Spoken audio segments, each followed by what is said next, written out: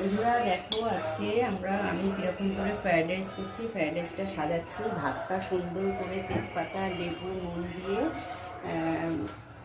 একটু সিদ্ধ করে নিয়েছি। তারপরে ডেচকির মধ্যে ভাতটা দিচ্ছি।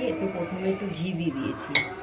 তারপরে একটা ভাজা হচ্ছে গাজর বিনস কড়াইশুঁটি আর কিশমিশ কাজু সব একসঙ্গে সাদা তেলে ভেজে নিয়েছি। এবারে এইরকম করে সাজাবো। একটু মিষ্টি দেব, একটু হালকা মিষ্টি হলে ভালো লাগে। একটু গরম মশলার গুঁড়ো দিয়ে দিলাম, নুন দিয়ে মিষ্টি আর গরম মশলা আবার দিচ্ছি। এইভাবে সাজিয়ে যদি ফ্রাইড রাইস করো না, ফ্রাইড রাইসটা একদম ঝরঝরে থাকবে আর ভাঙবে না, আর কি দেখতেও সুন্দর লাগবে। চিনি নুন এই বিরিয়ানির মতন পুরো সাজিয়ে নেবে, তাহলে কিন্তু খুব সুন্দর হয়। তেল ঘি সাদা তেল ঘি এই ভাজাটা দিলাম। এটার মধ্যে কিশমিশ কাজু গাজর ক্যাপসিকাম সব কিছু রয়েছে।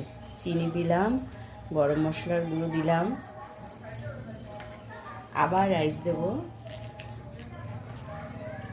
4 বারে জিনিসটাকে সাজাবো আমি। দেখো পুরো সাজানো হয়ে গেছে।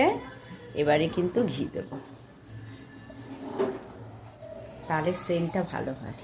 লাস্টে বেশি করে ঘি দিয়ে দিলাম।